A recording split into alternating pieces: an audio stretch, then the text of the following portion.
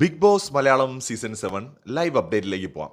നമ്മുടെ ആര്യൻ എനിക്ക് തോന്നുന്നു ആദില നൂറ ഈ ഒരു ഒരു രണ്ട് കണ്ടസ്റ്റൻസ് ആക്ച്വലി അവർ ഒറ്റ കണ്ടസ്റ്റൻ്റ് ആണ് എങ്കിലും രണ്ട് വ്യക്തികളാണല്ലോ. ഈ രണ്ട് വ്യക്തികളുടെയും ഗെയിമിൻ്റെ ഇടയിലേക്ക് കയറാനായിട്ട് നമ്മുടെ ആര്യൻ പ്ലാൻ ചെയ്യുന്ന പോലെയാണ് ലൈവിൽ തോന്നുന്നത്. ഇന്നലെയും ഇന്നുമൊക്കെ ലൈവ് കാണുമ്പോൾ അത് ഇന്നലെ ഓൾറെഡി ആര്യൻ അവരുമായിട്ടൊരു ഒരു ഫ്രണ്ട്ഷിപ്പിന് സ്റ്റാർട്ട് ചെയ്തിട്ടുണ്ട്.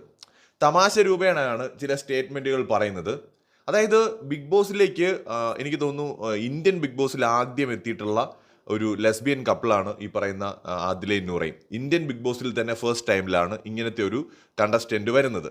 സ്വാഭാവികമായിട്ടും ഈ ഒരു കണ്ടസ്റ്റൻറ്റ് ഇവിടെ വരണം എന്നുണ്ടെങ്കിൽ ഒരു പെട്ടെന്ന് ഈ ഷോയിൽ നിന്ന് പുറത്തു പോകാനും ചാൻസ് വളരെ കുറവാണ്.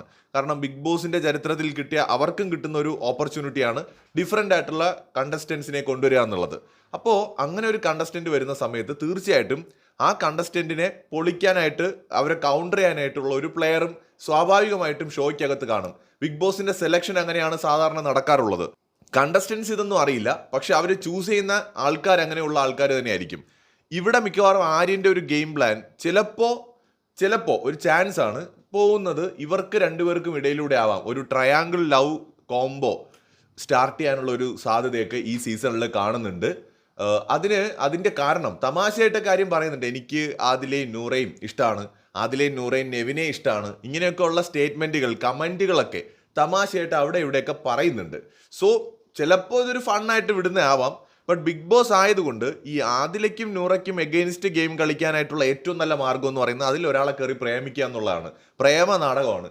സ്വാഭാവികമായിട്ടും അവരെ ബ്രേക്ക് ചെയ്യാനായിട്ടുള്ള ഒരു സ്ട്രാറ്റജി ഏതൊരാളും ചൂസ് ചെയ്യുന്നത് ഈ ഒരു രീതിയിലാവാനാണ് ചാൻസ്. ഇത്തരത്തിൽ ട്രയാങ്കിൾ ലവ് കോംബോ ബിഗ് ബോസിൽ തന്നെ നമ്മൾ പലപ്പോഴും കണ്ടിട്ടുണ്ട്.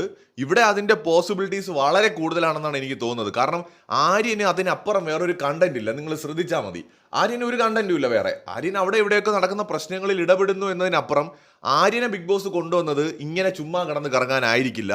ബിഗ് ബോസിന്റെ പ്ലാൻ ഒരു ലവ് കോംബോ കൊണ്ടുവരിക എന്നുള്ളതാണ്. അത് ട്രയാങ്കിൾ ലവ് കോംബോയിലേക്ക് പോകുമോ എന്നുള്ളതാണ് ഇവിടെ ഇൻട്രസ്റ്റിംഗ് ആയിട്ടുള്ളൊരു ചോദ്യം. കാരണം ആദില നൂറ ആ ഒരു റിലേഷനെ ബ്രേക്ക് ചെയ്തിട്ട് അവരെ ഷോയിൽ നിന്ന് പുറത്താക്കാനോ അല്ലെങ്കിൽ കൂടുതൽ ദിവസം ഷോയിൽ സർവൈവ് ചെയ്യാനായിട്ട് ഒരു ലവ് കോംബോ പിടിച്ചാൽ മതി. അതിന് സീരിയസ് ആയിട്ട് ലവ് ഒന്നും വേണ്ട, ജസ്റ്റ് ഒരു കോംബോ അവിടെ ക്രിയേറ്റ് ചെയ്താൽ മതി. അതായത് ഷോയിൽ പിന്നെ അവർക്കൊരു സ്പേസ് കിട്ടുകയാണ്, ആ കണ്ടസ്റ്റന്റിന് ഒരു സ്പേസ് കിട്ടുകയാണ്. ഇപ്പൊ ആദിലയ്ക്കും നൂറയ്ക്കും അതിനകത്ത് ചെയ്യാൻ എന്തെങ്കിലും ഉള്ളതായിട്ട് തോന്നുന്നുണ്ടോ? അവർക്കും അവിടെ പ്രത്യേകിച്ച് ഒന്നുമില്ല. ആക്ച്വലി അവർക്ക് ഇതുവരെ ഒന്നുമില്ല. അവരുടേതായിട്ടുള്ള ഒരു കോൺട്രിബ്യൂഷൻ എന്തെങ്കിലും ഉണ്ടോ എന്ന് ചോദിച്ചാൽ ഇല്ല. പല പ്രശ്നങ്ങളിലും അവിടെ എവിടെയും പോയിട്ട് അവരെന്തെങ്കിലും അഭിപ്രായങ്ങൾ പറയുന്നു എന്നതിനപ്പുറം പ്രത്യേകിച്ച് ഒരു ബിഗ് ബോസ് ലെവലിലുള്ള ഒരു ടോപ്പിക് അതിനകത്ത് അവർക്ക് കൊണ്ടുവരാൻ പറ്റുന്നില്ല. ആര്യൻ്റെ കേസും അത് തന്നെയാണ്, ഈവൻ റെന ഫാത്തിമയുടെ കേസും അത് തന്നെയാണ്.